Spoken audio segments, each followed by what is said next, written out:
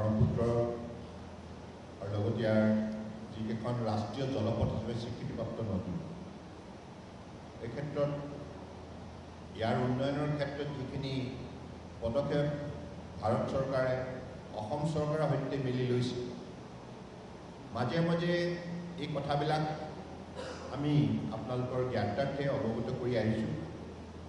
ঠিক এটা কথাটো আপুনি যেহেতু সুধিছে মই ক'ব বিচাৰিছোঁ, 2014 চনৰ আগলৈকে অসম তথা উত্তৰ পূৰ্বাঞ্চলত ৰাষ্ট্ৰীয় জলপথক আমি কেনেধৰণে সদ্ব্যৱহাৰ কৰিব পাৰোঁ, আমাৰ অগ্ৰগতিৰ বাবে, আমাৰ খেতিয়কৰ পৰা আৰম্ভ কৰি যুৱক যুৱতীসকলক কৰ্মসংস্থাপনৰ বাবে, বেপাৰ বাণিজ্য এখন জিলা আন এখন জিলাৰ লগত সঘনাই কৰিব পৰাকৈ, আৰু আমাৰ নদী এপাৰৰ পৰা আনটো পাৰলৈ অহা যোৱা কৰাৰ ব্যৱস্থা সঠিক কৰাৰ বাবে কেনেধৰণে আমি ৰাষ্ট্ৰীয় জলপথক সদ্ব্যৱহাৰ কৰিব পাৰোঁ, এই চিন্তাটো পূৰ্বতে নাছিল। এই ছেক্টৰটো সম্পূৰ্ণৰূপে অৱজ্ঞা কৰা হৈছে। Totally this sector was neglected sector. মাননীয় প্ৰধানমন্ত্ৰী ডাঙৰীয়াই আহিয়ে থিৰাং কৰিলে যে তেখেতৰ 2014 চনলৈকে ভাৰতবৰ্ষত কেৱল 5খন স্বীকৃতিপ্ৰাপ্ত ৰাষ্ট্ৰীয় জলপথ আছিল। 5খন। গংগা এখন, ধৰক ব্ৰহ্মপুত্ৰ আছিল, বৰাক আছিল, ঠিক তেনেধৰণে আৰু 2খন আছিল, উৰিষ্যা, কেৰেলা। কিন্তু মাননীয় প্ৰধানমন্ত্ৰীয়ে ক'লে গোটেই ভাৰতবৰ্ষত 400তকৈ অধিক নদী আছে। গতিকে এই নদীসমূহক আমি অধ্যয়ন কৰি, কাৰিকৰী অধ্যয়ন কৰি পেলাই বিজ্ঞানসন্মতভাৱে আমিতো ইয়াৰ যিটো যোগ্যতা বা ইয়াৰ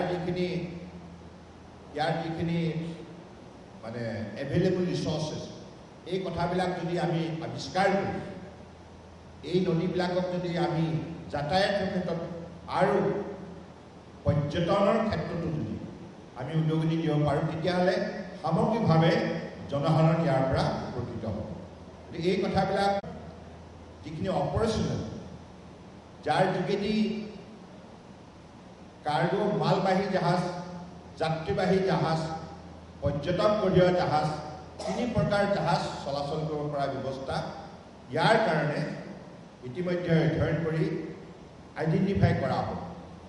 ইয়াৰ বাবে মাননীয় প্ৰধানমন্ত্ৰী ডাঙৰীয়াই থিৰাং কৰিলে যে এখন নদীত যদি এখন জাহাজ চলাচল কৰিব লগা হয়, তাৰ কাৰণে আন্তঃগাঁথনি লাগিব, অৰ্থাৎ জেটি লাগিব, টাৰ্মিনেল লাগিব। ইয়াৰ কাৰণে সেই বিভিন্ন ঠাইত বিভিন্ন সামগ্ৰী যদি নমাব লগা হ'লে, উঠাব লগা হ'লে তাৰ ব্যৱস্থা লাগিব, য়াৰ্ড লাগিব। এই সকলোবিলাক ৱেয়াৰহাউচৰ পৰা আৰম্ভ কৰি যাক আন্তঃগাঁথনি বুলি কয়, এই সকলোবিলাক উন্নয়নৰ বাবে এগ্ৰেছিভলি বিভাগক নিৰ্দেশ দিলে। তাৰ ফলত আজি উত্তৰ পূৰ্বাঞ্চলত আপোনালোকে শুনি ভাল পাব, মাননীয় প্ৰধানমন্ত্ৰী ডাঙৰীয়াৰ কাৰ্যকালত ফাৰ্ষ্ট টাইম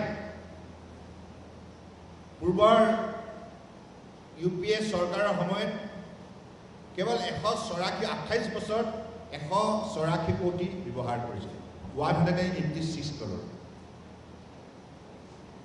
28 বছৰ, কাৰণ ব্ৰহ্মপুত্ৰ ব'ৰ্ডো আপোনালোকে জানে গঠন হোৱা 28 বছৰ, 184। কিন্তু মাননীয় প্ৰধানমন্ত্ৰী ডাঙৰীয়াৰ এই কাৰ্যকালত এতিয়া 5,000 কোটি টকা উত্তৰ পূৰ্বাঞ্চলত ব্যয় কৰা হৈছে। ইয়াৰ ভিতৰত শ্বিপ ৰিপেয়াৰ ফেচিলিটি হৈছে, মান্থলি মডেল, ইয়াত টাৰ্মিনেল হৈছে, ইয়াৰ পৰা লজিষ্টিক পাৰ্ক হৈছে, ইয়াৰ উপৰিও আপোনাৰ terminal for cargo vessel, terminal for passenger vessel, বিভিন্ন প্ৰকাৰৰ ইয়াত আন্তঃগাঁথনি ব্যৱস্থা গঢ় দিয়া হৈছে। আৰু লগতে ফাৰ্ষ্ট টাইম লাইট হাউচ নিৰ্মাণ কৰা হৈছে, অৰ্থাৎ লাইটটো সদায় সাগৰৰ পৃষ্ঠভূমিত আপোনালোকে যাওঁতে দেখিছে নিশ্চয়। তাহানি কালৰ পৰাই, যেতিয়াই পৰাই জাহাজ চলাচল হৈছে, তেতিয়াই পৰাই লাইট হাউচ নিৰ্মাণ কৰা হৈছে। লাইট হাউচে সদায় জাহাজক ডাইৰেকশ্যন দিয়ে। কিন্তু সেই লাইট হাউচটোৰ কেৱল জাহাজক ডাইৰেকশ্যন দিয়াই নহয়, লগতে সেই লাইট হাউচটো এটা পৰ্যটকৰ আকৰ্ষণৰ কেন্দ্ৰবিন্দু হিচাপে ইয়াক গঢ় দিয়া হয়। গতিকে সেই দৃষ্টিভংগীৰে আজি অসমলৈ 4টা লাইট হাউচ অনা হৈছে। মাননীয় প্ৰধানমন্ত্ৰী ডাঙৰীয়াই কৈছে যে অসমৰ যিমানকেইখন ৰাষ্ট্ৰীয় জলপথ আছে, যিকেইখনত আমাৰ জাহাজ চলাচল কৰিব পৰা যোগ্যতা আছে, তাত সকলো ধৰণৰ আন্তঃগাঁথনি ব্যৱস্থা কৰিব লাগে।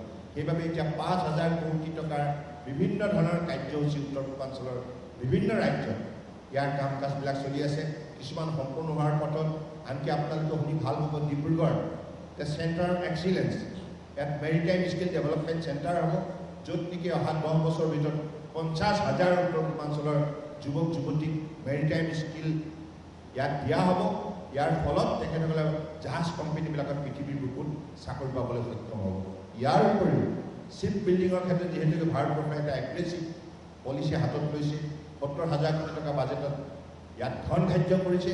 ফলত আগন্তুক দিনত জাহাজ নিৰ্মাণ কৰা ফেক্টৰীটো যাতে অসমৰ আমাৰ ল'ৰা ছোৱালীবিলাকে বা উত্তৰ পূৰ্বাঞ্চলৰ ল'ৰা ছোৱালীবিলাকে চাকৰি পাব পাৰে, তাৰ কাৰণে ইয়াত তেখেতসকলক দক্ষতা বিকাশ ঘটাই যোগ্যতা তেখেতসকলক